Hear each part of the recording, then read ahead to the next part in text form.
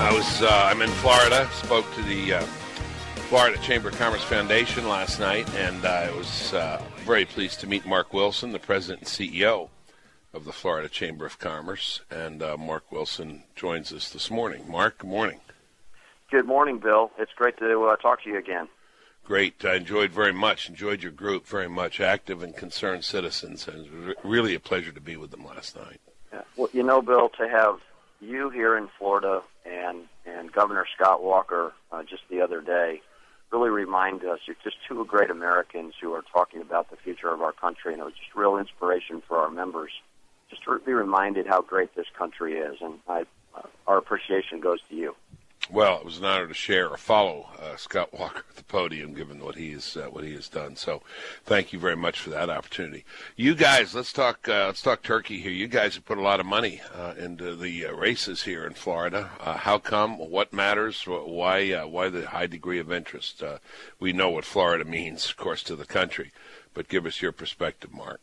Right. Well, Florida's on the move again, Bill. Our population's growing. We're creating more jobs. We're going to pass New York. We're soon going to be the third largest state in the country.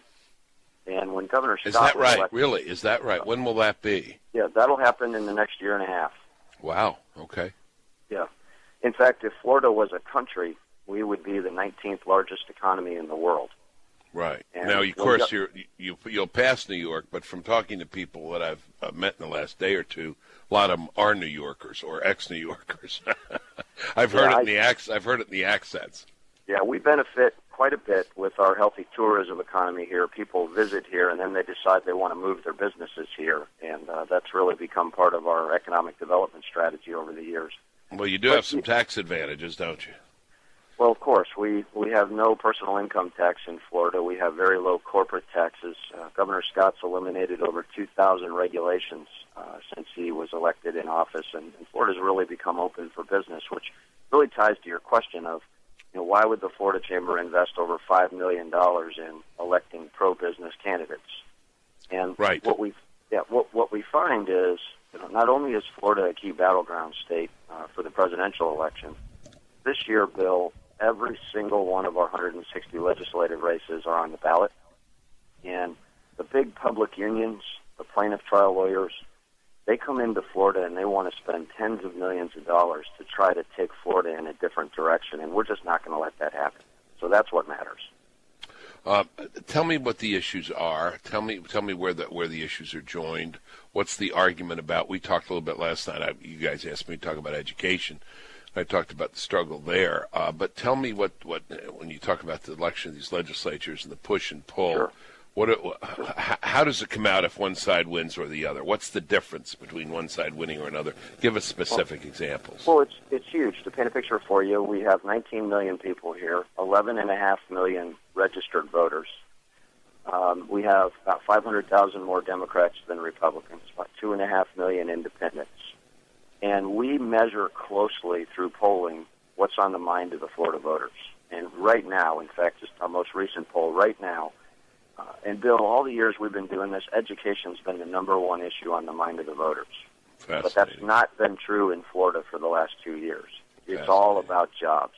Yeah. Right now, about 43% of voters say that the jobs in the economy, number one, 16% education, and 7% health care. And then the numbers get into under 5 after that. Yeah. But here's what's at stake. We have pension reform that has to happen in Florida.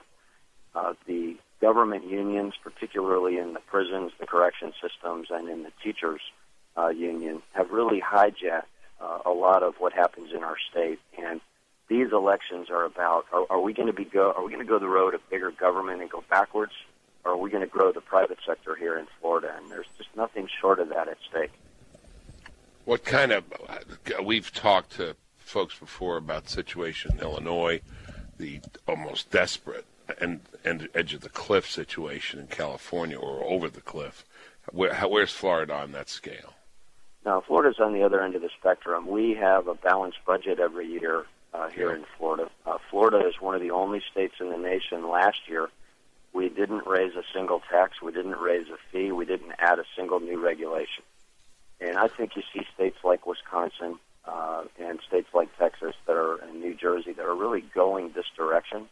And states like Illinois that have raised their taxes significantly, a year later they find they still have budget deficits. Taxes didn't solve anything. They made it worse. Yeah. Mark, I believe, correct me if I'm wrong, the governor told me, I had coffee with Governor Scott, he told me that 70% of the jobs created last year in America were created in either Texas or Florida. That's exactly right. That's exactly That's an right. amazing statistic. It is. It is amazing. Now, what happens? What would happen to affect that negatively? What would pass or what would not pass? What would I'm just trying to kind of underscore the importance of these votes, these elections, which would diminish Florida's capacity to continue to do that. What are the things on the ballot, or the people, or the races, or the issues? Sure. So what you have in Florida, we have, of course, a battleground state in the Romney-Obama election, and Romney's up in that by a couple of points right now. But as you go down ballot, not only do we have the entire member of Congress is on the ballot, or legislatures on the ballot, we also have 11 constitutional amendments on the ballot. This is the first time it requires 2 postage stamps to send in your absentee ballot in Florida. It's really a significant ballot. Florida has been moving in the smaller government, lowering the cost of doing business, lowering the cost of living move for the last several years. It started with Governor Bush's massive education reforms that are working, by the way. And Governor Scott comes along, and all of a sudden we've reduced regulations. We're working on tort reform, litigation reform. We've lowered the cost of auto insurance here in Florida. And I think it all comes down to having policymakers that have a backbone, that are willing to stand up against this big government movement. So particularly in the Florida Senate, there are several battleground races where you have the unions and the trial lawyers lining up on one side, and you have those of us in favor of smaller government on the other. So that's what's at stake. Can you, is Florida still a net plus state in terms of growth? Are more people still coming into Florida than leaving Florida? Bill, thanks for asking. I mentioned we're going to pass New York in a few years. New York and California are net losers. Florida is once again growing. We're going to add a couple 100,000 people per year. We'll be adding 2 million more people by the year 2020 and 6 million more by the year 2030. We're growing by all levels. Mark Wilson, you're president and CEO of the Florida Chamber. You know about these things. Do you got room for them? Oh, absolutely. As a matter of fact, about 40% of the land in Florida is owned by the government, either the federal or the regional, and so we're engaging in smart planning and smart growth, and we're going to do this the right way.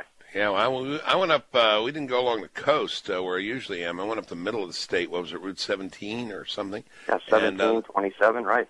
There was a lot of land. There was a lot of places where you didn't see a lot of room for people to move in.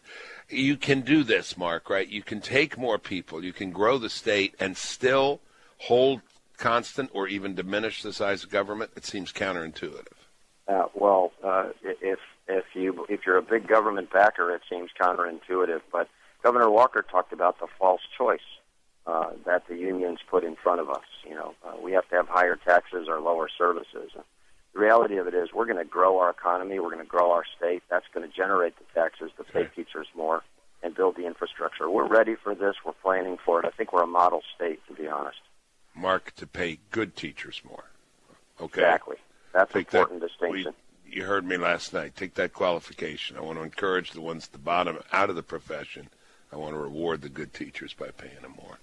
I think we're winning that fight, actually.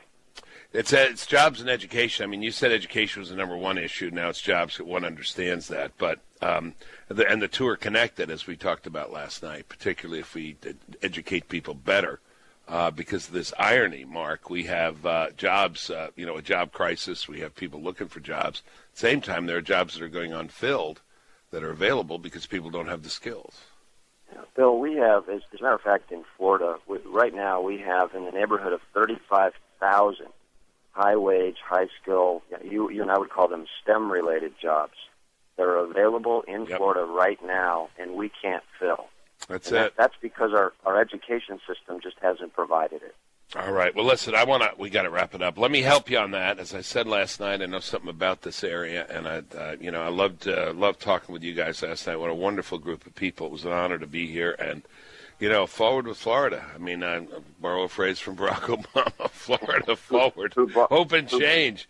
But who borrowed it from Scott Walker, by the way. Well, that is correct, and that's the real role model. Thank you, Mark Wilson. Thank you very much. Bill. Congratulations for your work. Appreciate it. Bye-bye.